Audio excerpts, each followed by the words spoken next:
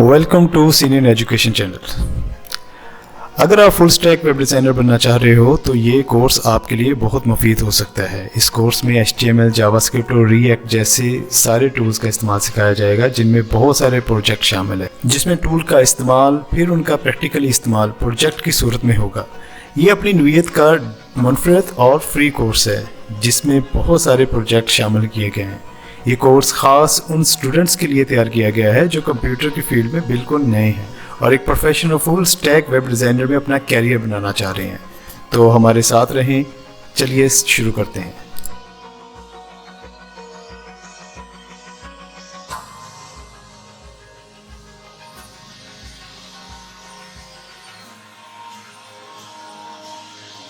तो हम लोग वेब डिज़ाइनिंग के लिए जो टूल्स इस्तेमाल करेंगे, जो एडिटर इस्तेमाल करेंगे, वो VS कोड होगा। वैसे तो हम लोग सिंपल नोटपैड के ज़रिए से भी अपना HTML का और CSS का कोड जो है लिख सकते हैं, लेकिन इसमें फिर अपना कोड जो है वो मैनेज करना बड़ा मुश्किल हो जाता है। तो जो सबसे लेटेस्ट है और सबसे ज़्यादा फेमस है वो VS कोड है। VS कोड को आप यहाँ पे गूगल में VS कोड टाइप करें और आप ऑफिशियल वेबसाइट पे आ जाओगे। विजुअल स्टूडियो कोड की ऑफिशियल वेबसाइट है, इसमें से आपको ये डाउनलोड का बटन नज़र आ रहा होगा, इस पर आप क्लिक करें और इसको डाउनलोड कर लें। एक दफ़ा जब आप इसको डाउनलोड कर चुको तो जैसे आम सॉफ्टवेयर इंस्टॉल करते हो वैसे ही आप इस सॉफ्टवेयर को भी इंस्टॉल कर सकते हो। मैंने चूँकि मेरे पास कंप्यूटर में ऑलरेडी इंस्टॉल है तो मैं अपना इंस्टॉल सॉफ्टवेयर जो है वो यहाँ पे ये खोल लेता हूँ। तो जब आप इसको खोलो तो आपको ये इसका फर्स्ट इंटरफेस कुछ ऐसा नज़र आएगा। तो जैसे आप अपने VS कोड को खोलोगे तो उसमें कुछ एक्सटेंशन जो है वो हमें इंस्टॉल करना होगी। एक्सटेंशन से ये होता है कि इसके कुछ एक्स्ट्रा फीचर्स हैं जिनकी मदद से हम लोग अपने काम को मज़ीद आसान कर देते हैं। तो जैसे कि एक एक्सटेंशन है लाइव सर्वर नाम से। लाइव सर्वर का मतलब ये है कि आप जो भी कोड लिखोगे उसका आउटपुट जो है वो हमें फौरी रिस्पॉन्स करता रहेगा। ये तो एक्सटेंशन इंस्टॉल करने के लिए आपको ये सेटिंग का बटन, मैनेजर का बटन नज़र आ रहा है। आप इस पर क्लिक करोगे तो यहाँ पे आपको एक्सटेंशंस नाम का एक ऑप्शन नज़र आ रहा है। इस एक्सटेंशन को आप Ctrl+Shift+X के ज़रिए से भी खोल सकते हो। तो जैसे ही आप एक्सटेंशन खोलोगे यहाँ पे आपने जो आपको एक्सटेंशन चाहिए होगी, बहुत सारी एक्सटेंशंस हैं, लेकिन जो टॉप मोस्ट फेवरेट एक्सटेंशन है जो मैंने भी इंस्टॉल कर रखी हैं वो ये 4 हैं। इनमें सबसे पहले ब्रैकेट स्पेयर है। ब्रैकेट स्पेयर्स मुख्तलिफ कलर्स में ब्रैकेट्स आपको नज़र आएंगी। आसानी से आप कोड को जो है वो देख सकते हो कि कौन सा कोड जो है वो किस ब्रैकेट्स में लिखा हुआ है। लाइव सर्वर नाम की एक एक्सटेंशन है। ये मैं जो भी कह रहा था कि लाइव सर्वर के ज़रिए से आप जो भी आप कोड लिख रहे हो उसका डिस्प्ले जो है आप देख सकते हो। जैसे कि ये कोड लिखा जा रहा है और इसका डिस्प्ले जो है वो फौरी रिस्पॉन्स कर रहा है आउटपुट में। तो ये एक एक्सटेंशन इंस्टॉल करनी होगी आपको। ऐसी प्रीटियर है, ये रिकमेंडेड नहीं है, लेकिन ये आपके कोड को खूबसूरत बना देगी। तो ये एक प्रीटियर नाम की एक्सटेंशन इंस्टॉल कर लें। Tab9 आर्टिफिशियल इंटेलिजेंस की एक एक्सटेंशन है। ये बहुत कमाल एक्सटेंशन है। इसकी मदद से आप जो कोड लिखना चाह रहे हो ये खुद ब खुद आपको गाइड करता है कि आप अगली लाइन या अगला लफ्ज़ जो है ये तो नहीं लिखना चाह रहे। जैसे ये लिखा जा रहा है तो आप इसको फिर जस्ट टैब प्रेस करके उसको ओके कर लोगे। मतलब आपके कोड लिखने की स्पीड को कह लें कि ये इनहेंस करता है। तो ये 4 मोस्ट टॉप पे आ रही हैं एक्सटेंशंस, आप इसे इंस्टॉल कर लो। सिंपल ये है कि आपको ये सर्च में जाके कोई भी एक्सटेंशन जो है वो सर्च करनी है। जैसे मैं लाइव सर्वर ही लिखता हूँ तो मुझे यहाँ पे लाइव सर्वर लिखना है और लाइव सर्वर लिखने के बाद एंटर प्रेस करना है। तो ये देखें लाइव सर्वर में सबसे टॉप पे ये जो एक्सटेंशन है ये मैं इस पर क्लिक करूँगा। अब चूँकि मैं इंस्टॉल कर चुका हूँ इसलिए अनइंस्टॉल का बटन आ रहा है।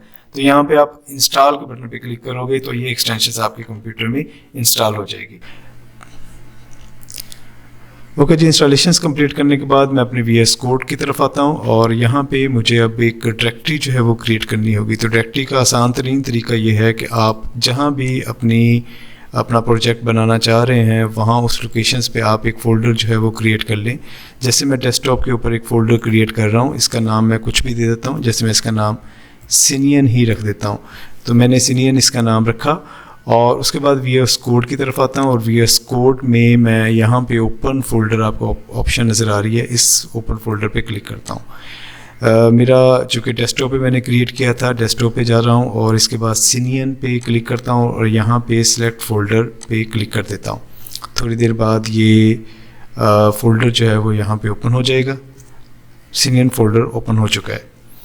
अब इसके अंदर जो फाइल मुझे क्रिएट करनी है, तो सबसे पहले हम लोग HTML पे काम करने वाले हैं, तो मुझे HTML की फ़ाइल यहाँ पे क्रिएट करनी है। ये देखें आपके सामने न्यू फाइल नज़र आ रहा है, आप इस पर जस्ट क्लिक करोगे। अब आपने अपनी फ़ाइल का नाम क्या रखना है, तो यहाँ पे मैं इस फाइल का नाम जो है वो इंडेक्स रखता हूँ और .html रख देता हूँ, या फिर HTML दोनों चलेगा। आप HTML रखो और उसके बाद एंटर प्रेस करो, तो ये HTML की फ़ाइल जो है वो आपके सामने यहाँ पे खुल गई है। दूसरी तरफ अगर मैं देखूँ उस फोल्डर में, इस फोल्डर में भी HTML की एक फ़ाइल जो है वो क्रिएट हो चुकी है इंडेक्स नाम से। अभी इस फाइल को अगर मैं खोलता हूँ तो इस फाइल में कुछ भी नज़र नहीं आएगा, क्योंकि मैंने इसके अंदर कोई भी डाटा एंटर नहीं किया। VS कोड पे जा रहा हूँ, तो VS कोड पे यहाँ पे मैं कुछ भी एंटर करता हूँ। सपोज यहाँ पे मैं लिखूँ welcome to my senior education channel. ये जस्ट मैंने टाइप किया और इस टाइप को मैं सेव करता हूँ। अब चूँकि मेरे पास लाइव सर्वर एक्सटेंशन इंस्टॉल है, तो लाइव सर्वर के ज़रिए से मैं इसमें देखता हूँ कि मैंने ये आउटपुट में कैसा नज़र आएगा। यहाँ पे गो टू लाइव पे आपने क्लिक करना है। जस्ट वन क्लिक करेंगे तो आपके सामने थोड़ी देर बाद एक ब्राउज़र खुलेगा। ये ब्राउज़र नज़र आ रहा है आपके सामने, welcome to my senior education. जैसे मैंने लिखा था उसका आउटपुट जो है वो मुझे वैसे नज़र आ रहा है।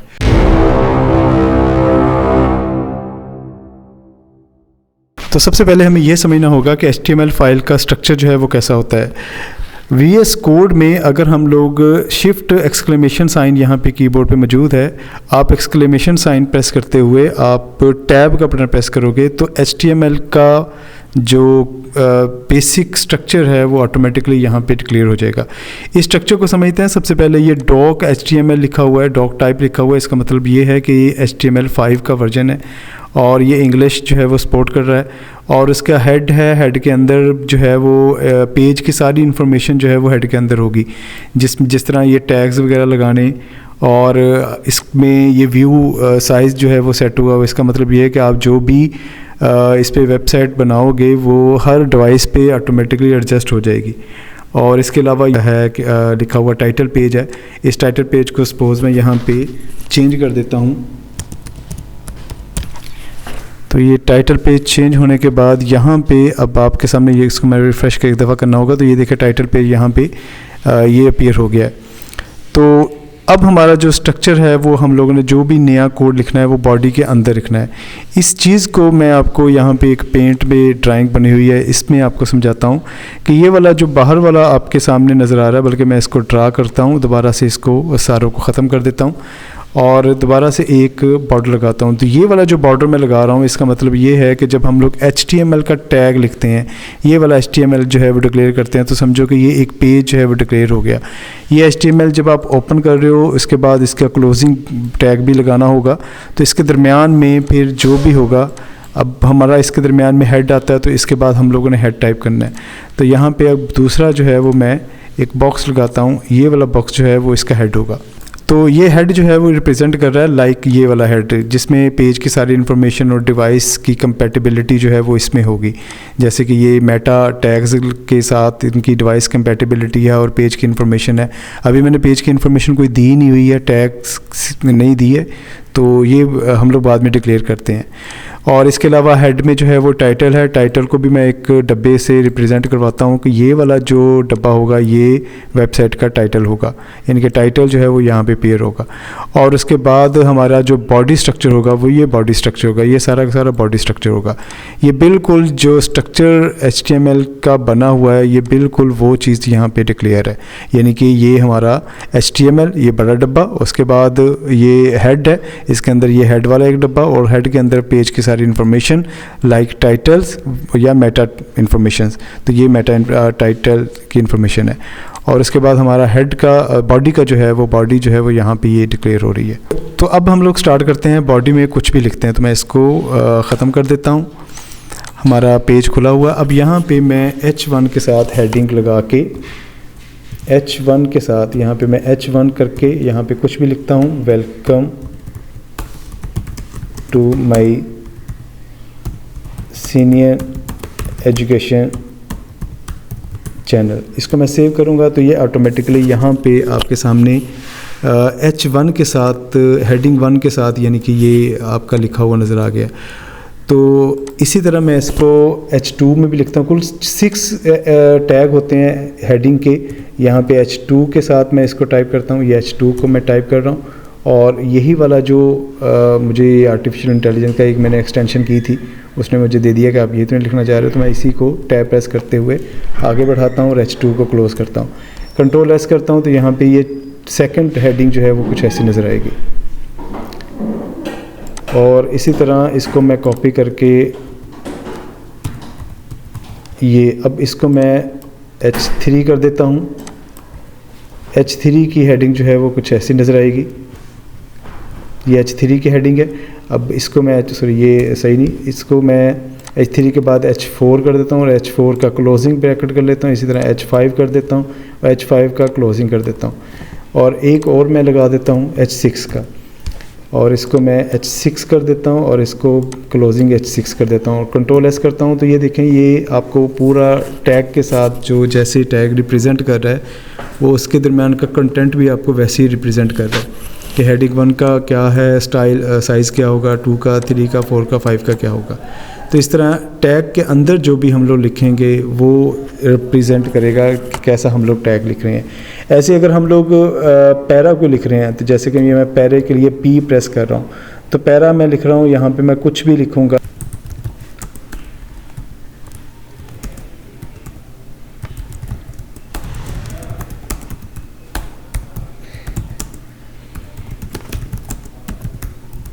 तो ये वाला जो मैंने लाइन लिखी है, ये अब इस तरह की बहुत सारी लाइन, इसको मैं कॉपी करके बहुत ज़्यादा पेस्ट कर लेता हूँ। ये कंट्रोल C करके इसको मैं डॉट लगा के कंट्रोल V करते हुए, ये आप एंटर प्रेस करके भी अगर करोगे तो ये इसका मतलब ये नहीं कि आपको पेज में भी एंटर प्रेस आएगा। तो ये देखें, ये इसका लिखा हुआ कुछ ऐसा नज़र आ रहा है। तो ये पैरे के अंदर जो है वो हम लोगों ने पैरा लिखा है, और यानी कि P टैग जो है वो रिप्रेजेंट कर रहा है, आप पैरे का काम कर रहे हो। Okay, done. इसी तरह अगर आपको पिक्चर लगानी है तो पिक्चर का टैग भी आपको देना होगा। पिक्चर का टैग जो है वो रिप्रेजेंट होता है कि जैसे कि मैं यहाँ पे IMG लिखूँगा तो ये इमेज को रिप्रेजेंट करेगा। साथ में मुझे वो हेल्प भी दे रहा है कि ये इसका सोर्स क्या होना चाहिए। तो सोर्स अगर मेरी पिक्चर जो है वो जहाँ पे होगी वो मुझे सोर्स देना है। तो पिक्चर के लिए मैं क्या करता हूँ कि मैं कोई पिक्चर, यहाँ पे मैंने स्ट्रक्चर बना रखा है, सीनियन का एक फ़ोल्डर बना रखा है और ये बना हुआ है डेस्कटॉप पे। मुझे इस फोल्डर के अंदर एक पिक्चर जो है वो क्रिएट करनी होगी। मेरे पास पिक्चर पड़ी है, ये वाली पिक्चर पड़ी है। इस पिक्चर को मैं यहाँ से कॉपी करके यहाँ पे पेस्ट कर देता हूँ। अब ये वाली पिक्चर जो है वो जब मैं VS कोड खोलूँगा तो यहाँ पे ये वाली पिक्चर जो है वो शो हो रही है बैकग्राउंड PNG के एक्सटेंशन के साथ। पिक्चर के लिए जो भी पिक्चर आपने वेबसाइट पे यूज़ करनी है उसके लिए बेहतर तो ये है कि आप एक इमेज नाम का फ़ोल्डर बना लो। यहाँ पे मैं क्लिक करते हुए इमेज का फ़ोल्डर बना रहा हूँ और इस पिक्चर को उसके अंदर रख रहा हूँ, क्योंकि और भी पिक्चर बहुत सारी यूज़ होंगी। तो ये मैंने पिक्चर के अंदर जो है वो इमेज के अंदर जो है वो बैक अपनी पिक्चर रख दी। और भी बहुत सारी पिक्चर जो हैं जितनी भी होंगी वो सारी की सारी इस फोल्डर में ऐड हो जाएंगी। अब इस पिक्चर को मैंने अपीयर करना है तो मैं इमेज लिखूँगा टैग के साथ। टैग शुरू करता हूँ, IMG लिखता हूँ और यहाँ पे मुझे ये इमेज दे दिया उसने, सोर्स दे दिया। तो सोर्स मेरा यहाँ पे मैं IMG लिखूँगा। IMG के बाद मैं यहाँ पे स्लैश, वो ख़ुद ही मुझे बता रहा है कि आपके इस फोल्डर के अंदर बैकग्राउंड की एक पिक्चर पड़ी है नाम से।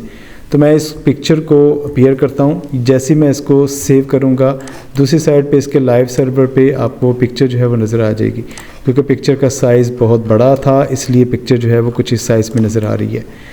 तो अब इस पिक्चर्स के साथ मैं क्या करूँगा, मैं इसमें कुछ अगर विथ भी ऐड करना चाहूँ, सपोज़ मैं अगर यहाँ पे WIDTH विथ ऐड करता हूँ तो विथ इक्वल टू मैं यहाँ पे इन्वर्टर कोमा के दरमियान 500 कर देता हूँ।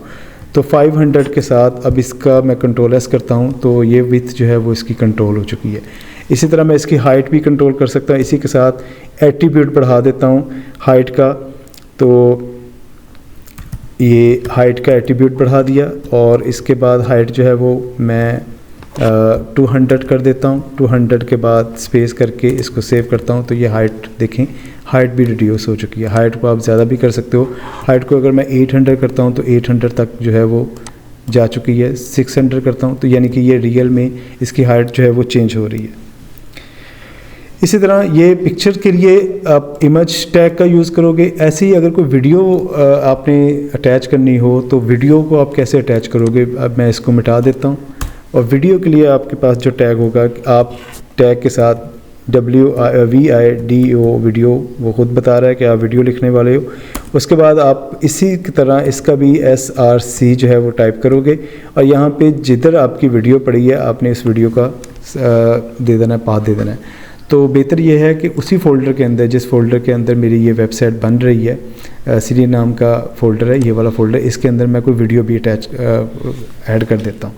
तो मेरे पास एक वीडियो पड़ी है, इस वीडियो को मैं उठा के इसी फ़ोल्डर के अंदर जो है वो फेंक देता हूँ, ताकि इसी तरह फिर एक तरफ सारी जो इसके टूल्स हैं वो मैनेज हो जाएंगे। तो इसका नाम बहुत ज़्यादा बड़ा है, तो मैं चलें खैर अब दोबारा से मैं अपनी VS कोड पे आता हूँ। तो यहाँ पे मैं वीडियो का सोर्स जो भी होगा वो ऐड करता हूँ। तो वीडियो का सोर्स जैसे ही मैं सोर्स में दिया, उसने खुद ही बता दिया कि आपका वीडियो का सोर्स जो है वो ये है। तो बेहतर ये है कि इस वीडियो के साथ भी एक फ़ोल्डर अटैच कर दिया जाए कि उस फ़ोल्डर के अंदर वीडियो जो है वो अटैच हो। तो इस पर भी मैं फ़ोल्डर एक लेता हूँ और यहाँ पे वीडियो नाम का एक फ़ोल्डर नाम बना देता हूँ और इस वीडियो को ड्रैग करते हुए इस फ़ोल्डर के ऊपर छोड़ देता हूँ। तो ये उसमें मूव हो जाएगी, ये देखिए उसमें मूव हो गई है। तो इसको भी इसी तरह आप सोर्स में लिखें उस वीडियो का फ़ोल्डर का नाम, जैसे कि ये V लिखा तो उसने खुद ही बता दिया। उस फ़ोल्डर का नाम के साथ ये VIDO वीडियो लिखा और उसके बाद उसके अंदर की जो वीडियो है उसको आप सिलेक्ट करवा के तो इसको सेव करें। जैसे आप सेव करेंगे तो आपका जो डिस्प्ले होगा तो उसमें आपको ये वीडियो जो है वो नज़र आ रही होगी। इस वीडियो पे भी आपको नज़र आ रहा होगा, ये बहुत ज़्यादा बड़ी लेंथ है इसकी भी लेंथ को आप कंट्रोल कर सकते हो, सेम एज इट इज़ जैसे इमेज को किया था। मैं इसकी विथ जो है वो कंट्रोल करता हूँ, विथ एट्रीब्यूट देता हूँ। विथ एट्रीब्यूट में मैं इसको विथ जो है वो 500 कर देता हूँ, जितना भी आप रखना चाहो। और इसकी हाइट जो है GHT हाइट, और इसकी हाइट जो है वो इन्वर्टर कोमा के दरमियान जो है वो 200 मैं इसको ऐड कर देता हूँ। तो जैसे मैं इसको सेव करूँगा तो ये देखें वीडियो जो है वो यहाँ पे आ चुकी है, लेकिन ये अभी रन नहीं हो रही क्योंकि वीडियो तो आ रही है लेकिन इसका कंट्रोल नहीं आ रहा है इसमें। तो कंट्रोल के लिए आप सिंपल ये करोगे कि आप वीडियो के साथ यहाँ पे आप इसका कंट्रोल जो है वो ऐड कर दोगे। सिंपल आपने कंट्रोल टाइप करना है और कंट्रोल्स टाइप करके आप इसको सेव करोगे तो यहाँ पे देखें इसका कंट्रोल भी आ चुका है, ठीक है। और ये ख़ुद ब खुद जैसी हमारा पेज लोड हो, ये ख़ुद ब खुद चले तो हम लोग इसके साथ ऑटो प्ले भी लगा लेंगे। मतलब अगर मैं कंट्रोल के साथ ऑटो प्ले भी लगा देता हूँ, ऑटो प्ले भी लगा देता हूँ, तो ये क्या होगा, इसको मैं सेव करता हूँ तो ये ऑटोमेटिकली प्ले हो रही है। जैसे यानी कि मेरा पेज रिफ़्रेश हो रहा है और ये ऑटोमेटिकली पेज जो है वो प्ले हो जाएगी। तो इस तरह यानी कि ये वीडियो का भी हम लोग ऐड कर सकते हैं। अगर अपने पेज के साथ वीडियो लगानी हो तो वीडियो का टैग जो है वो इस तरह काम कर रहा हो। उम्मीद है कि आपको इन बेसिक्स टैग की समझ आ रही होगी। ओके, नेक्स्ट कुछ पैरे के ऊपर मज़ीद ऑप्शंस हैं, टैग हैं। नेक्स्ट कुछ पैरे के ऊपर मज़ीद टैग हैं। इन पैरे के ऊपर टैग्स के साथ मैं यहाँ पे कुछ भी टाइप करता हूँ, जैसे कि ये मैं टाइप कर रहा हूँ, ये मैं फिल बदी कोई सी भी वर्ड जो है लेते हुए इसको टाइप कर रहा हूँ और ये फील्ड सेट आ गया, खुद ब खुद डिक्लेयर हो गया। इसको मैं टाइप करने के बाद कंट्रोल एस करता हूँ तो ये वाला जो है वो मेरा एक पैरा लिखा गया। अब इस पैरे को भी एट्रीब्यूट आप दे सकते हो, जैसे इस पैरे के साथ मैं इसकी अलाइन जो है वो सेट करता हूँ इक्वल टू, यहाँ पे सेंटर लिखता हूँ, सेंटर टाइप करता हूँ तो ये आपको नज़र आ रहा होगा ये पैरा बिल्कुल सेंटर में चला गया। ऐसे मैं इसके साथ जस्टिफाई लिख सकता हूँ, ऐसे इसके साथ राइट लिख सकता हूँ, लेफ़्ट से लिख सकता हूँ। तो ये पैरा जो है इसके एट्रीब्यूट के साथ, यानी कि इस पैरे के टैग के साथ आप ये एट्रीब्यूट अटैच कर सकते हो। ऐसे ही मैं अगर यहाँ पे एक दे दूँ मार्क नाम का एक टैग दे देता हूँ और इस मार्क नाम के टैग को ये देखें, अब यहाँ पे कुछ भी टाइप करके इसको सेव करता हूँ तो आपको नज़र आ रहा होगा कि मार्क के टैग के साथ वो मार्क हो गया हिस्सा, ठीक है। ऐसे ही मज़ीद इसी पैरे के ऊपर मैं कुछ एक और टैग देता हूँ, जैसे कि लाइक समाल कर देता हूँ। तो इसमें क्या, तो ये देखें ये समाल ही लेटर में लिखा जा रहा है, ये देखें आपको नज़र आ रहा होगा SDSS, ये बहुत समाल छोटा सा एक लफ्ज़ जो है लिखा गया है, यानी कि स्मॉल का टैग लगाने से कैरेक्टर का साइज़ जो है वो कम हो गया है। ऐसे ही अगर मैं इसकी दरमियान में एक लाइन यानी कि इसको मैं एंटर प्रेस करके नेक्स्ट लाइन में करूँगा तो मैं कहीं भी जिधर मुझे एंटर चाहिए होगा मैं BR का एक टैग इस्तेमाल करूँगा और कंट्रोल S करूँगा तो ये देखें जहाँ मैंने BR का टैग इस्तेमाल किया था वहाँ पे नेक्स्ट लाइन पे ये कोड चला गया। और ऐसे ही अगर किसी कोड को मसलन ये वाला पैर लाइन है, ये वाला को वर्ड है, इस पे मैं एक टैग लगा देता हूँ डेल का। तो ये टैग लगाने से अब ये यहाँ पे मैं कुछ भी लिखता हूँ तो ये देखें ये नज़र आ रहा है आपको कि इसके साथ ऊपर जो है वो एक स्ट्राइक थ्रो जो है वो लाइन क्रिएट हो चुकी है। तो ये सारे टैग जैसे कि मार्क का टैग है मार्क करने के लिए, और इसके बाद स्मॉल का टैग है लफ्ज़ों को मज़ीद छोटा दिखाने के लिए, और इसके बाद डेल का टैग है स्ट्राइक थ्रू करने के लिए, और इसके बाद जो है वो BR का एक टैग है जिसमें एंटर लाइन जो है वो नज़र आएगी। तो ये छोटे छोटे टैग्स भी इस्तेमाल होते हैं। नेक्स्ट प्रोजेक्ट में हम लोग इन सारे टैग्स को दोबारा से डिक्लेयर करेंगे। अच्छा, इसी तरह फिर हाइपरलिंक को आप कैसे यूज़ कर सकते हो। हाइपरलिंक जैसे कि आपने वर्ड में देखा होगा कि आप किसी पेज के साथ कोई पेज अटैच कर देते हो तो वो हाइपरलिंक है। जैसे मैं यहाँ पे कुछ भी लिखता हूँ और लिखने के बाद यहाँ पे एक ऑप्शन आपको नज़र आ रही होगी हाइपरलिंक, और इस हाइपरलिंक के साथ कोई भी डॉक्यूमेंट जो है वो अटैच कर दिया जाएगा तो ये हाइपरलिंक बन गया, यानी कि इसके साथ अटैच है। मैं कंट्रोल का बटन प्रेस करके इस पर क्लिक करूँगा तो वो डॉक्यूमेंट खुल जाएगा जो इसके साथ अटैच है। तो HTML में हाइपरलिंक कैसे काम करता है? तो HTML में हाइपरलिंक को कैसे अटैच करना है, यानी कि कोई नया पेज है वो कैसे अटैच करना होगा, तो उसके लिए ये है कि आप A टैग इस्तेमाल करोगे। ये टैग जो है वो A लिखोगे और उसके बाद आप HREF लिखोगे। जैसे आप लिखोगे इसको HRF तो इसमें आपको देना होगा कि आपने इस पे क्लिक करके क्या चीज़ खोलनी है। जैसे मैं यहाँ पे मेरा YouTube चैनल जो है वो इसका मैं लिंक कॉपी कर लेता हूँ यहाँ से, और कॉपी करने के बाद मैं इसके अंदर जो है इन्वर्टर कोमा के अंदर उसका लिंक जो है वो पेस्ट कर देता हूँ, और इसके बाद मैं इसका टैग जो है वो क्लोज़ करता हूँ। जैसे मैं इसका टैग जो है वो क्लोज़ करूँगा और अब मुझे लिखना है कि my click here to view my YouTube channel.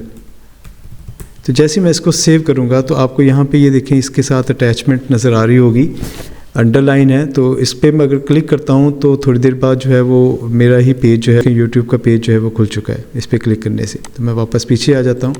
ऐसे ही आप इसके साथ अगर कोई तस्वीर भी लो, तस्वीर के ऊपर क्लिक करने से आप यानी कि यहाँ पे अगर मैं ये क्लिक है जो लिखा हुआ है इस पर मैं कोई तस्वीर दे देता हूँ, तो मैं क्या करता हूँ, मैं एंटर प्रेस करके अगली लाइन पे आ जाता हूँ ताकि हमारा व्यू जो है वो क्लियर हो। यहाँ पे मैं इमेज लिखता हूँ और SRC लिखता हूँ, तो मुझे वो पिक्चर देनी होगी जिस पे क्लिक करते ही ये वाला चैनल खुल जाए।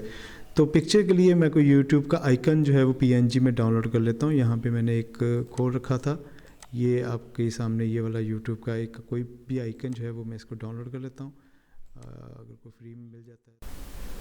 ये YouTube का आइकन जो है वो डाउनलोड हो चुका है। इस आइकन को भी मैं खोलता हूँ कि कहाँ पे सेव है। ये वाला आइकन है YouTube का, इसको मैं कट करता हूँ और कट करके जिधर मेरी सारा एसेट पड़ा है फोल्डर में उसी फोल्डर में जाके इमेज के अंदर इसको भी मैं पेस्ट कर देता हूँ। अब मैं इसका लिंक जो है वो उधर दूंगा, तो मैं क्या करूँगा, अपने VS कोड पे आता हूँ और यहाँ पे मैं IMG अपने फ़ोल्डर का नाम टाइप करता हूँ। यहाँ पे मुझे वो खुद ही बता रहा है कि आपका YouTube PNG ये पड़ा है, तो मैं इस पर क्लिक करके मैं इसको सेव करूँगा, कंट्रोल S करूँगा, तो यहाँ पे ये देखिए इसका साइज़ आ गया, बहुत बड़ा साइज़ है। अब जैसे इस पर वो टारगेट करेगा इस लिंक पे चला जाना है। तो इस पर भी आप वही काम करो कि आप इमेज सोर्स में जैसे विथ कंट्रोल की थी तो आप इसको भी विथ ले लो। यहाँ पे मैं इसकी विथ को कंट्रोल कर लेता हूँ। विथ को मैं यहाँ पे टाइप करता हूँ 100 और हाइट को भी मैं इसकी 100 कर देता हूँ। तो इसके बाद मैं इसको सेव करता हूँ, तो इसका साइज़ जो है वो छोटा हो चुका है। अब इसका साइज़ जितना भी रखना चाहो 50 रखना चाहो 50 रख दो, विथ इसकी सेव करोगे तो 50 हो जाएगी और इसकी हाइट भी इसी तरह जो है वो 50 कर दो। तो ये देखिए छोटा सा इसका आइकन बन चुका है। तो इसके ऊपर अगर मैं हेडिंग ऐड करना चाहूँ, जैसे कि मैं इसके टॉप बॉडी के ऊपर इसके ऊपर हेडिंग है, तो मैं H1 जो है वो एक टैग लगाता हूँ। टैग लगाने के बाद यहाँ पे वही मैं लिखता हूँ वेलकम टू, कुछ भी आप लिख सकते हो, वेलकम टू माई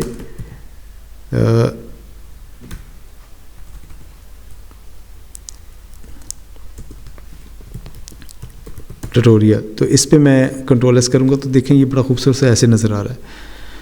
तो ये था जी हाइपरलिंक लगाने का तरीका कि आप ए टैग के ज़रिए से H reference hyper text reference के साथ उसके अंदर जो भी टाइप करूँगा, सपोज़ यहाँ पे मैंने लिंक टाइप किया हुआ तो मैं लिंक की जगह पे अगर मैं इसको छोड़ भी दूँ, खाली भी छोड़ दूँ तो क्या होगा, सेव होगा। तो इस पर लिंक तो टारगेट करेगा, जैसे ये देखें हाथ आ रहा है मेरा, वो उसके ऊपर वो क्लिक बन रहा है तो लिंक तो क्लिक होगा, लेकिन चूँकि मैंने ओके तो नेक्स्ट टॉपिक है हमारा फॉर्म्स किस तरह हम लोगों ने HTML बनाना है। उसका ये तरीका है कि हम लोग सबसे पहले फॉर्म के टैग को जो है वो डिक्लेयर करेंगे। तो यहाँ पे मैं फॉर्म जो है वो जस्ट फॉर्म टाइप करता हूँ। इस फॉर्म के अंदर जो है वो हमें अपने इनपुट बॉक्स और लेबल वगैरह जो है वो टाइप करने हैं। तो सबसे पहले मैं लेबल लिखता हूँ, यहाँ पे मैं LABEL लेबल टाइप करता हूँ और लेबल के दरमियान मैं यहाँ पे लिखता हूँ एंटर यूज़र नेम। तो इसके बाद जो है वो ये इसको मैं सेव करता हूँ, इस तरह यूज़र नेम जो है वो टाइप हो गया। अब नेक्स्ट जो है वो यहाँ पे उसने खुद ही मुझे बता दिया कि आप इनपुट जो है वो टाइप करना चाह रहे हो। तो इनपुट बॉक्स लेता हूँ और उसकी जो टाइप है वो मैं टाइप टेक्स्ट कर देता हूँ और साथ में उसका जो नेम है वो यूज़र नेम रख देता हूँ। तो जैसे मैं इसको कंट्रोल एस करूँगा तो यहाँ पे इस तरह ये यूज़र नेम इनपुट बॉक्स आ गया, जिसमें कुछ भी टाइप हो सकता है क्योंकि इसकी जो टाइप है वो टेक्स्ट बॉक्स रखी गई है। ऐसे इन दोनों को मैं कॉपी करके दोबारा से एंटर प्रेस करते हुए सेव कर देता हूँ। अब मेरे पास दो टेक्स्ट बॉक्स जो है वो आ जाएंगे, एक यूज़र नेम और दूसरे को यूज़र नेम से मैं हटा के ईमेल कर देता हूँ। यहाँ पे मैं ईमेल कर देता हूँ और इसकी जो टाइप है टेक्स्ट की जगह पे ईमेल कर देता हूँ। यहाँ पे मैं दोबारा से ईमेल कर देता हूँ और इसका नाम भी मैं ईमेल बॉक्स रख देता हूँ। तो सेव करता हूँ तो यहाँ पे अब ये ईमेल बॉक्स आ गया, यानी कि यहाँ पे यूज़र नेम है और यहाँ पे ये ईमेल बॉक्स है। जैसे ये देखें मैं इस पर क्लिक कर रहा हूँ तो मेरी जो ईमेल सेव है वो यहाँ पे अपीयर हो रही है। इसके बाद इन दोनों के बाद जो है वो हमारा बटन लगेगा। तो मैं यहाँ पे जस्ट बटन जो है वो टाइप कर रहा हूँ। बटन की स्पेलिंग सिंपल ही है और टाइप इसका सबमिट है और इसका टैग क्लोज करने के बाद यहाँ पे मैं इसका नाम जो है वो सबमिट लिख देता हूँ, सबमिट। तो कंट्रोल एस करता हूँ तो यहाँ पे ये देखें सबमिट जो है वो इससे लिखा हुआ नज़र आ रहा है। तो ये सिंगल टी है तो ये सबमिट लिखा हुआ नज़र आ रहा है। तो बड़ा एक्यूरेट सा काम हो रहा है। यहाँ पे ये देखें टेक्स्ट बॉक्स है, मेल एड्रेस है और यहाँ पे ये सब है। चूँकि सब बटन जो है वो काम नहीं कर रहा, इसके पीछे अभी कमांड नहीं लगी, तो ये सिंपल जो है वो टेक्स्ट बॉक्स लग गया। तो ऐसे ही इसके साथ अगर मैं जेंडर का भी ऐड करूं, जैसे कि जेंडर में मेल है या फीमेल है, तो यहाँ पे मैं एक सिलेक्ट नाम का जो है वो टैग जो है वो डिक्लेयर कर रहा हूँ, सिलेक्ट लिख रहा हूँ और सिलेक्ट के बाद यहाँ पे अब सिलेक्ट का नाम क्या होगा, तो यहाँ पे इसका नाम टाइप कर रहा हूँ, नाम इक्वल टू और उसके बाद इन्वर्टर कोमा के अंदर मैं सिलेक्ट ऑप्शन लिख रहा हूँ जेंडर। तो यहाँ पे मैं जेंडर जो है वो टाइप कर रहा हूँ, इसकी आईडी भी मैं जेंडर ही रख रहा हूँ। तो इसके बाद जो है वो ये अब जेंडर में ऑप्शन लिखूंगा। देखिए जैसे मैंने इसका टैग डिक्लेयर किया तो वो मुझे ऑप्शंस पूछ रहा है। ऑप्शंस में यहाँ पे मैं वैल्यू के अंदर जो है वो मैं मेल कर देता हूँ और सॉरी ये मेल ये वाला, तो यहाँ पे मैं मेल लिख देता हूँ। इसको सेव करूँगा तो ये देखें जी ये छोटा सा बन गया, लेकिन इसमें इसके अंदर जो है वो मैं इस ऑप्शंस को बंद करता हूँ क्योंकि ये टैग ऑप्शन वाला खुला हुआ है तो ऑप्शन वाला टैग बंद नहीं हुआ। तो ये ऑप्शन वाला टैग जो है वो बंद, क्योंकि सिलेक्ट वाला बंद हो रहा है, सिलेक्ट ऊपर है, तो इसको मैं ऑप्शन जो है वो लिख के इसका टैग जो है वो क्लोजिंग टैग इंटर करूँगा। तो सेव करता हूँ तो यहाँ पे अब अभी भी ये नहीं चल रहा। तो एक इसी तरह मैं और एक टैब इसी को कॉपी करता हूँ। कॉपी करने के बाद मैं फीमेल का भी ऐड कर देता हूँ, यहाँ पे फीमेल को सेव करता हूँ। अब यहाँ पे देखो ये फीमेल तो चल रहा है लेकिन मेल का नहीं चल रहा, तो अभी इसको देखते हैं कि क्या मसला आ रहा है। तो यहाँ पे मुझे जो प्रॉब्लम नज़र आ रही है, ये जेंटर लिखा गया और इसके बाद आईडी और ये इन्वर्टर कोमा बंद नहीं हुआ, इसी वजह से यहाँ पे ये रेड साइन आ रहा है। तो मैं इसको इन्वर्टर कोमा जो है वो क्लोज़ करता हूँ। क्लोज़ करने के बाद इसको सेव करता हूँ। ये देखिए रेड साइन जो है वो रिमूव हो चुका है।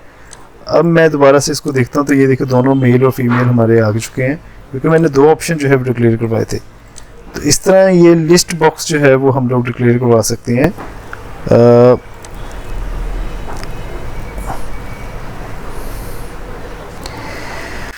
इसके बाद अगर इसके अंदर जो है वो मैं टेक्स्ट एरिया भी डिक्लेयर करूं, तो जैसे ये सिलेक्ट के अंदर, क्योंकि अब मुझे ऑप्शंस के बाहर जो है वो टेक्स्ट एरिया डिक्लेयर करवाना है, तो टेक्स्ट एरिया के लिए मैं यहाँ पे जस्ट टेक्स्ट एरिया जो है वो ये खुद ब खुद ऑप्शन मुझे दे दिया है। सॉरी, दोबारा से इंटर करता हूँ टेक्स्ट एरिया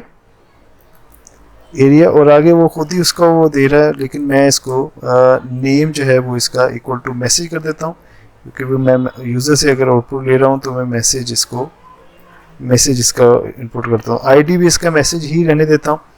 और इसके अंदर जो कॉलम्स हैं, कॉलम मैं इसके कर देता हूँ, कॉलम्स कॉल जो है वो ये 30 कर देता हूँ मैं इसको इन्वर्टर कोमा के अंदर 20 कर देता हूँ। और उसके बाद इसके अंदर जो रॉज हैं, रॉ भी डिक्लेयर हो, रॉज जो है वो मैं कर देता हूँ जी 10 कर देता हूँ। तो ये मैं 10 इसकी रॉज जो है वो कर रहा हूँ।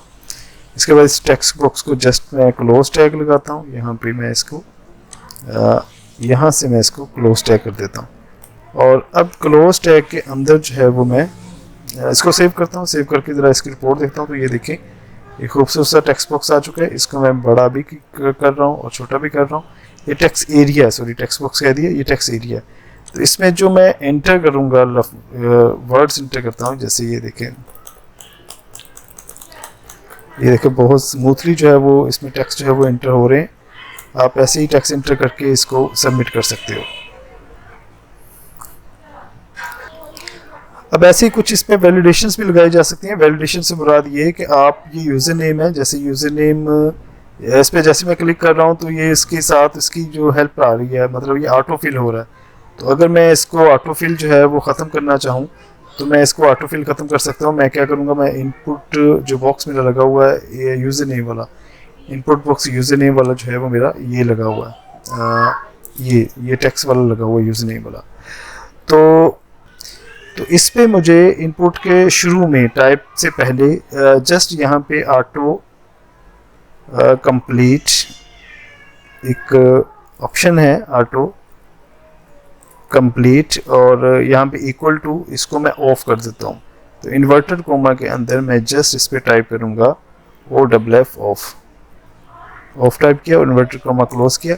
अब इसको सेव करता हूँ तो अब दिखेगा कि इसमें मैं क्लिक कर रहा हूँ लेकिन कोई हेल्प नहीं आ रहा, क्योंकि इसमें ऑटो कंप्लीट जो है वो ऑफ हो चुका है।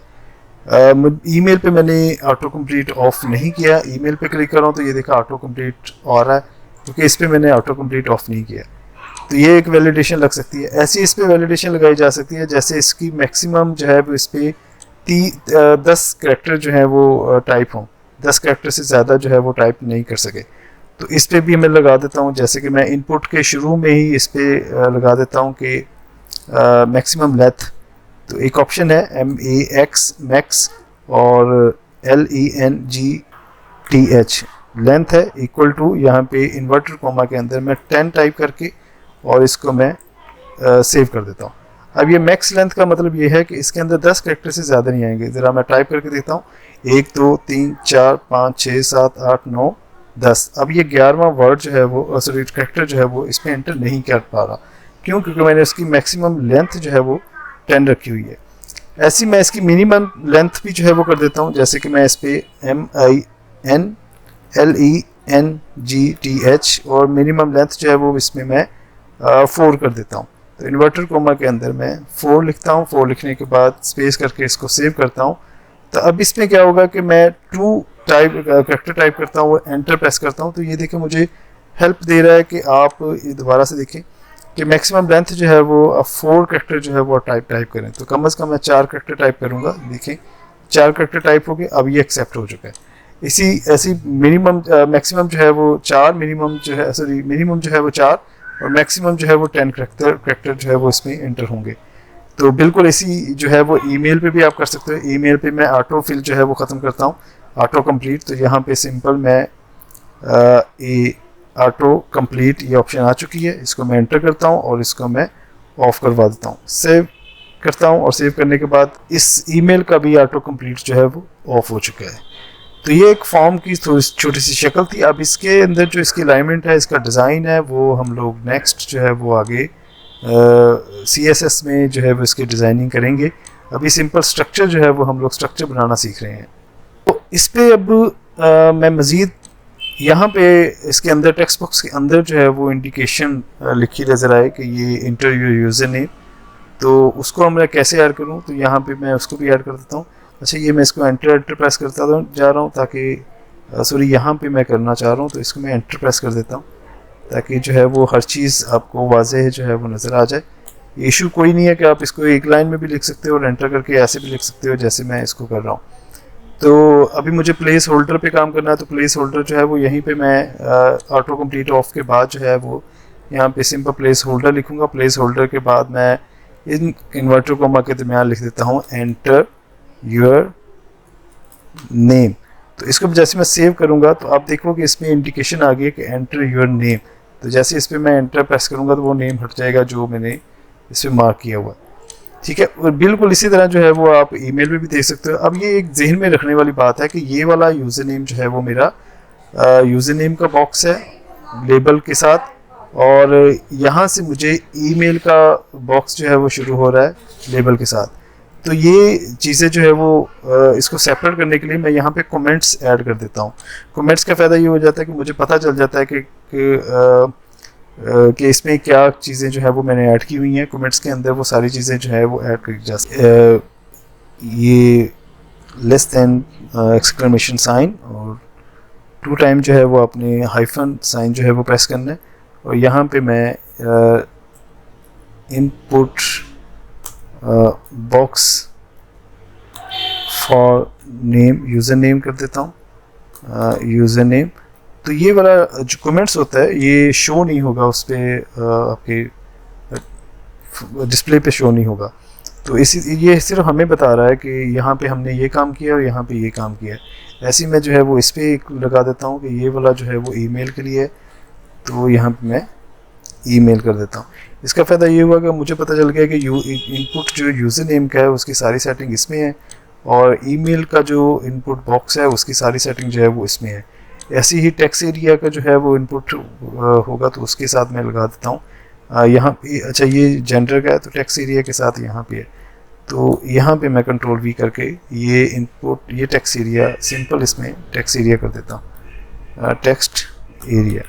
तो आसानी हो जाएगी मुझे फाइंड करना है कि मेरा काम कहाँ पे हुआ है। एक जगह ख़ास जगह पे चेंजिंग करनी है तो मैं वो कमेंट्स की मदद से वहाँ पे जाके चेंजिंग जो है वो कर सकता हूँ। ओके, तो नेक्स्ट हमारा है जी मैं इसको रिमूव कर देता हूँ, ये सारे एरिया को इसके अंदर रिमूव करता हूँ, और यहाँ पे अब मैं टेबल पे काम है तो मैं इसकी हेडिंग जो है वो टेबल दे देता हूँ। यहाँ पे वर्किंग विथ टेबल, तो इसको मैं रिमूव कर देता हूँ। कंट्रोल एस करूँगा तो ये सारा रिमूव हो गया। अब वर्किंग विथ टेबल है, टेबल के ऊपर जो है वो हमने काम करना है। जैसे फॉर्म के टैग को डिक्लेयर किया था ऐसे ही हम लोग टेबल को डिक्लेयर करेंगे, और टेबल को भी हम लोग क्लास के साथ मेंशन कर सकते हैं लेकिन अभी नहीं करेंगे। और टेबल के अंदर जो है वो हम लोगों ने टेबल डिक्लेयर करना है। अब टेबल के अंदर जो है वो बेसिकली रोज़ एंड कॉलम है, तो रोज़ एंड कॉलम के लिए हम लोग TR प्रेस करेंगे फॉर टेबल रोज़, एंड ये रोज़ प्रेस करने के बाद इसके अंदर मैं हेडिंग पहले बनाऊंगा TH नाम से, टेबल हेडिंग। टेबल हेडिंग में यहाँ पे मैं लिख देता हूँ सीरियल नंबर, और उसके बाद फिर इसको एंटर प्रेस करते हुए अब टेबल हेडिंग का दूसरा मैं हेडिंग बनाता हूँ नेम को। अब जैसे मैं इसको सेव करूँगा तो ये कुछ इस तरह जो है वो अपीयर हो रहा है, एक तरफ सीरियल नंबर है और एक तरफ नेम है, लेकिन इसके अंदर जो इसका बॉर्डर है वो अपीयर नहीं हो रहा। तो हम लोग यहाँ पे टेबल के साथ एंटर करेंगे बॉर्डर। तो बॉर्डर जो है ये मैंने बॉर्डर एंटर किया, बॉर्डर को एक साइज़ जो है वो दे देते हैं, तो ये बॉर्डर जो है वो डिक्लेयर हो गया ताकि हमें पता चले कि हम लोग बॉर्डर पे कर रहे हैं। अब इसकी विथ जो है वो मैंने नहीं दी, लेकिन अगर विथ भी देना चाहो तो यहाँ पे आप विथ जो है वो सेट कर सकते हो। यानी विथ लिखता हूँ इक्वल टू, यहाँ पे मैं इसको 500 कर देता हूँ। चूँकि ये इन्वर्टर कोमा के अंदर लिखना होगा तो यहाँ पे मैं इन्वर्टर कोमा के साथ 500 लिखता हूँ और करता हूँ। ये देखें इसकी विथ जो है बड़ी खूबसूरत बन गई है। ये 500 बहुत ज़्यादा है तो मैं इसको 200 कर देता हूँ, तो ये 200 हो गया। अब इसी तरह ये कुछ और कॉलम्स भी मुझे ऐड करने हैं, लेकिन ये चूँकि मैं हेडिंग ऐड कर रहा हूँ तो इसको मैं कॉपी करके पेस्ट कर देता हूँ। अब इसका नाम जो है वो मैं चेंज कर देता हूँ फादर्स नेम से, फादर नेम, और इसका नाम मैं चेंज करता हूँ, यहाँ पे मैं जेंडर लिख देता हूँ। मैं कंट्रोल एस करूँगा तो ये कुछ इस तरह आपके सामने जो है वो नज़र आ रहा है। चूँकि हेडिंग जो उसकी विथ थी वो 200 के अंदर जो है वो आ रही है, इसकी विथ थोड़ी सी बढ़ा देता हूँ तो ये कुछ इस तरह नज़र आएगा। अब ये एक रॉ जो है वो हमारी डिक्लेयर हो चुकी है। दूसरा है अब नेक्स्ट हम लोग और जो है वो TR के ज़रिए से नेक्स्ट लेते हैं रो, और तो अब मुझे नाम इंटर करना है कॉलम के, इसके नीचे नाम करना है। तो इस TR के बाद मैं यहाँ पे अब TD जो है वो नाम से एक कॉलम जो है मैं इंटर करूँगा। तो TD में ये 01 लिख देता हूँ क्योंकि ये सीरियल नंबर था, और उसके बाद जो है वो मैं बल्कि इसी को मैं कॉपी कर लेता हूँ, बाद में इसको चेंज कर लेता हूँ। यहाँ पे मैं इसको कॉपी करता हूँ। 4 मेरे पास यहाँ पे कॉलम्स हैं, 4 ही दफ़ा मुझे कॉपी करनी है, तो ये मैं कॉपी पेस्ट कर देता हूँ। दूसरे कॉलम पे मैं नाम लिखता हूँ, जैसे कि लिखता हूँ जोसेफ, और तीसरे कॉलम पे मैं नाम लिखता हूँ फादर नेम, कैट, ये मैं एक मिटा देता हूँ, और लास्ट में यहाँ पे मैं मेल ऐड करता हूँ। तो जैसे मैं सेव करूँगा तो ये कुछ इस तरह जो है वो अपीयर होना शुरू हो जाएगा। ये देखिए बड़ा खूबसूरत सा एक टेबल बन गया। अब बड़ा आसान है, आप इसी को कॉपी करते जाएं और कॉपी के बाद यहाँ पे पेस्ट करते जाएं। सॉरी, ये कॉपी ठीक नहीं हुआ, मैं दोबारा से इसको राइट क्लिक करके कॉपी कर लेता हूँ, और उसके बाद इसके अंदर कंट्रोल V, फिर एंटर प्रेस करके कंट्रोल V। तो अब मैं इसको सेव करता हूँ तो ये मेरे पास इस तरह रोज जो है वो क्लियर हो गई। दूसरी में मैं चेंज कर सकता हूँ, 2 लिखता हूँ तो ये देखें दूसरी रो है, और तीसरी में 3 लिखता हूँ तो ये तीसरी रो है। तो ऐसे ये टेबल जो है वो बन चुका है। अब टेबल के ऊपर हेडिंग है तो ये ऊपर हेडिंग आ रही है। बिल्कुल इसी सिमेट्री में आप टेबल क्रिएट कर सकते हो।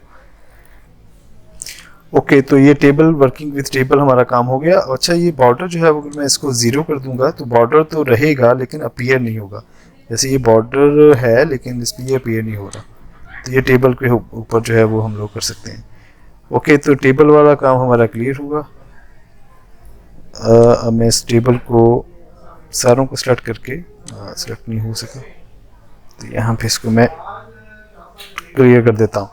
और अब हमारा काम है कि हम लोगों ने नंबरिंग लिस्ट जो है उस पर ऊपर काम करना है। यहाँ पे मैं नंबरिंग लिस्ट की हेडिंग दे देता हूँ। तो नंबरिंग लिस्ट कैसे बनानी है, तो नंबरिंग लिस्ट बनाने के लिए HTML का जो टैग यूज़ होता है वो UL नाम से एक टैग यूज़ होता है। UL stand for unordered list. यहाँ पे मैं गूगल में दिखाता हूँ, ये अनऑर्डर्ड लिस्ट है, और इसमें हम लोग LI यूज़ करेंगे जो लिस्ट को डिफाइन करता है। तो UL stand for unordered list. जी, नेक्स्ट हमारा टॉपिक है कि create numbering and bullet list.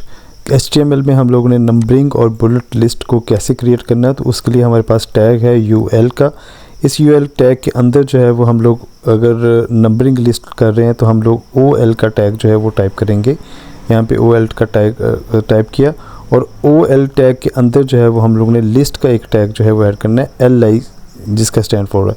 अब इस टैग के अंदर जो है वो हम लोग जो भी कुछ लिखेंगे, जैसे मैं लिखता हूँ AB लिख देता हूँ, और फिर इसी को 2-3 दफ़ा जो है वो रिपीट कर लेते हैं कॉपी करके।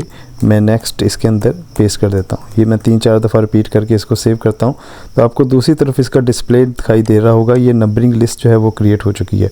और ये कैसे क्रिएट हुई है कि हम लोगों ने UL के अंदर एक OL का टैग जो है वो करवाया है, ओपनिंग करवाया है, और इस ओपन और क्लोज टैग के अंदर जो कंटेंट है वो LI का एक टैग लिखा है। LI के बाद ये हम लोगों ने इसको लिखा है। और सिंपल अगर आपने बुलेट लिस्ट ऐड करनी है तो आप OL का टैग जो है हटा दो।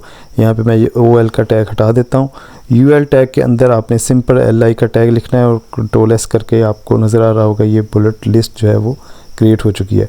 नेक्स्ट हमारे पास जो भी पेजेस होंगे, जैसे कि हम लोगों ने वेबसाइट के लिए अपने पेज बनाने हैं, तो पेज को हम लोगों ने कैसे डिज़ाइन करना है, जैसे कि मैं यहाँ पे होम लिख देता हूँ और अब इसको मैं एक ख़त्म कर देता हूँ।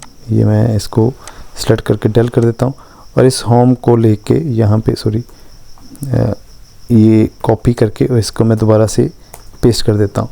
तो हमारे जो होम होगा, दूसरा पेज अक्सर वेबसाइट पे हमारी वेबसाइट की डिमांड के ऊपर, जैसे कि अबाउट है, अबाउट टाइप कर दिया और तीसरा एक पेज बनाया जिसके जैसे कि प्रोजेक्ट नाम से एक पेज है वो आ गया, और लास्ट में हम लोग पेज बना रहे हैं जैसे कि साइन अप नाम से एक पेज जो है वो क्रिएट हो चुका है। इसको मैं सेव करता हूँ तो ये कुछ ऐसे ही आपको नज़र आएंगे।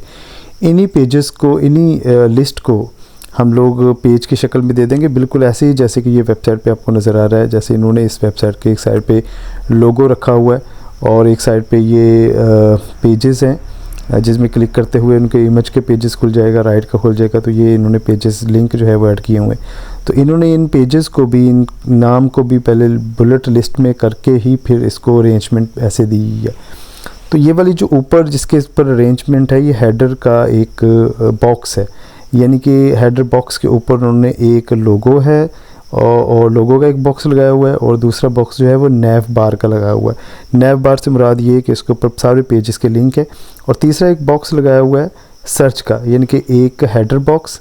ये बिल्कुल ऐसे ही है जैसे मैं आपको एक पेंट में दोबारा से समझा देता हूँ।